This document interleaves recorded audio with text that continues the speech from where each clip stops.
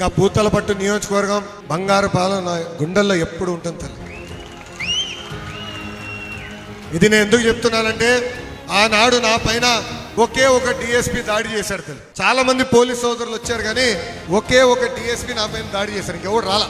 DSP గారు ఆనాడు ఇతర సిబ్బందికి లాఠీ చార్జ్ చేయమంటే లాఠీలు తీసుకొచ్చి మా కార్యకర్తలకు ఇచ్చి వెళ్ళిపోయారు తల్లి. ఇది అన్యాయం, GO1 కరెక్ట్ కాదు, దానికి మేము పలకమని చెప్పారు, మేము అండగా నిలబడమని చెప్పారు తల్లి. కానీ ఆనాడు ప్రజలు మాకు అండగా నిలబడ్డారు. ఆ డిఎస్పీ గారు నా పైన దాడి చేసినా, నా మైక్ లాక్కున్నా, ఏకంగా నా స్టూల్ లాక్కున్నా ప్రజలు నాకు అండగా నిలబడ్డారు. ప్రజలే నన్ను ప్రోత్సహించారు తల్లి. బంగారుపాలెం నుంచే ఆ దండయాత్ర ఏకంగా విశాఖపట్నం వరకు వెళ్ళింది. అందుకే బంగారుపాలెంని పూతలపట్టు నియోజకవర్గాన్ని నా గుండెలో పెట్టుకుంటా, కాపాడుతా, అభివృద్ధి చేసే బాధ్యత నేను తీసుకుంటానని ఈ సభాముఖ హామీ ఇస్తూ